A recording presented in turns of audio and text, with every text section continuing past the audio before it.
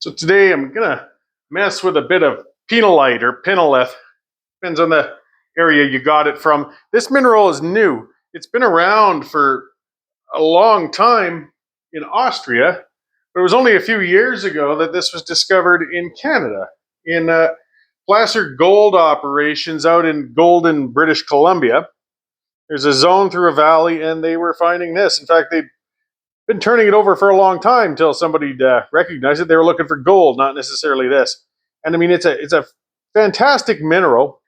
It's got some dolomite, magnesite. One of the differences with the Canadian stuff, and this comes from North Star Pinolite, by the way. I'll show an image. They got a presence on a Facebook page, and I bought a bunch of fantastic material from them last fall. I took it down to Quartzite, and it was very well received down at the Quartzite Powwow show.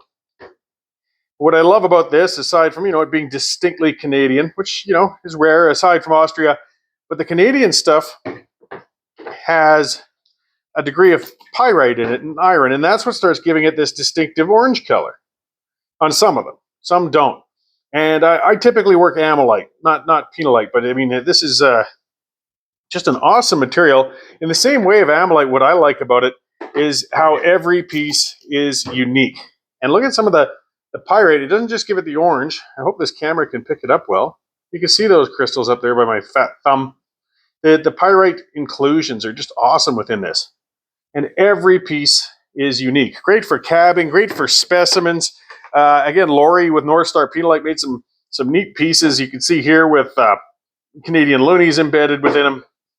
And it's nice and easy to work because it's only 4.5 on the Mohs scale, 4.5, which is nice for non-professional gem cutters like me, particularly, again, when I've specialized in amylite, which is a much different cut than pinolite.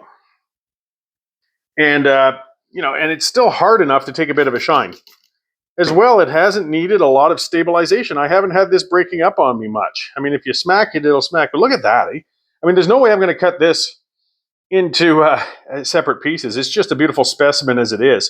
And for those who believe it is metaphysical properties, it's supposed to have a calming effect on people.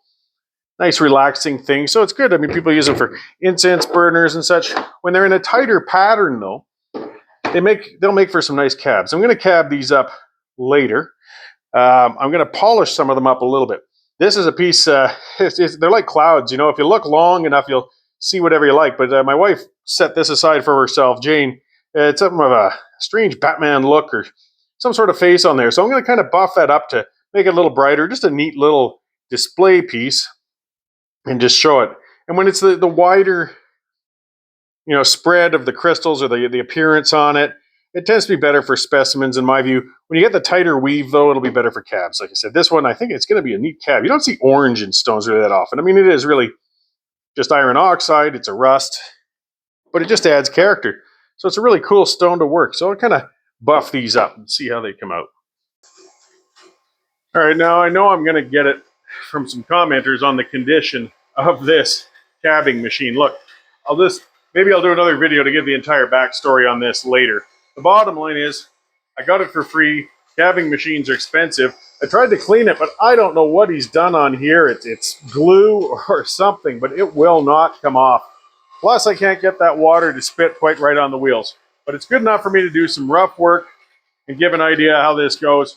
I'm going to get this machine some TLC and fix it up. For now, I'll just use it for a good demonstration. This one has some saw marks on it from when it was first cut. A little bit rough. I'm just going to rough it on the wheel. Now, I know the wheel's a little wide. I'm going to get some scratches. And it's not watering enough, so I'm squirting separately.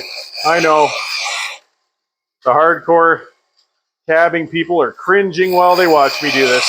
You know what? Put it in the comments. I'll do better videos in the future. I'm an amylite guy, not a cabbing guy. But I'm going to learn. In fact, I promise, I'm taking a cabbing course in a couple of days. Because I do want to get better at this. I got this gear. As I said, it was kind of inherited. I've been in rocks forever. But you can really see that coming out. I'm just working through the wheels. I know it's going to give it some scrapes. I just want it smooth for a specimen piece. So I'm not shaping a cab or whatnot. And I'll leave the back rough. So you can kind of see how it is both ways. Just a neat little hand collector's piece. I'll work my way through the wheels, going from rougher to smoother all the way across. Again, it doesn't take much with this material, being a 4.5 or so, 4 on the Mohs scale, to get it smoothed up. I'll work my way to the end, and I'll give it a buff. We'll see how she comes out. At the lapidary club that I've recently joined, where again I'm certain they'll school me on my bad habits, I've got access to cabbing machines with wider wheels too, so I can do this without so much of a risk of scraping it up. Plus, of course, there'll be proper water distribution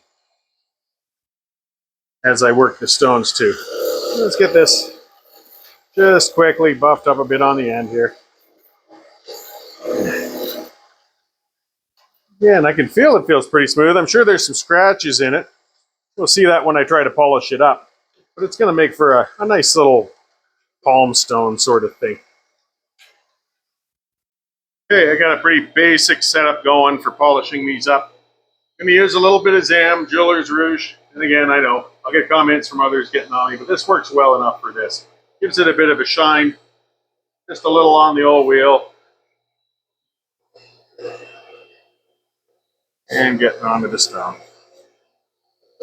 And again, I'm certainly more than open to getting tips on how to do this better. I'm just a hack playing with stones. That's half of the fun, right? And I'll get better as I go. But what a little more on there.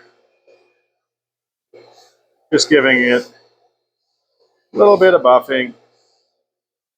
And it's not a half bad shine on this now. It's a nice little collector's piece. Cabbing would take a lot more time. There's people who are much better than me who can show an entire cabbing video. And I'll let them do such. I'm just showing how I'm getting some nice stuff. So let's see if I can bring this out a little more on Jane's piece. Some more time behind it. I'm certain I can make these better. I'm going to work on it off video as well. I'm just giving a good example of how relatively easy this material is to work, though, just to make nice stuff. My thoughts on it, we're not out to become millionaires out of gem working. We just see nice rocks. We want to make them a little nicer and collect them up. But again, I will be selling the rough material. As you can see, probably because my cutting skills are limited. But as opposed to finished material. But it's beautiful stuff. You can make for some beautiful cabs. I'm hoping to get out to the source of it, actually. Maybe I'll get some video of where they're getting it out there. It's fantastic stuff. Makes for great. The end of this one piece. Quite a bit. You'll just buff the end. Because this has such a great demonstration of the pyrite inclusions on this material. It just comes out so nicely. I just can't seem to do it justice with the camera. You can see, actually, that brought it up nice. Look at that shine. The gold specks in there along with the blacks and the whites. Just a beautiful stone. I'm going to get some really nice cabs out of this once I get my equipment fixed up and once I take some of those courses. Just one more addition among distinctly Canadian stones, which I like, Western Canadian. And you won't find it anywhere else. Except, of course, like I said, North Star Pinolite, or catch me down in Quartzsite when I'm down there next year.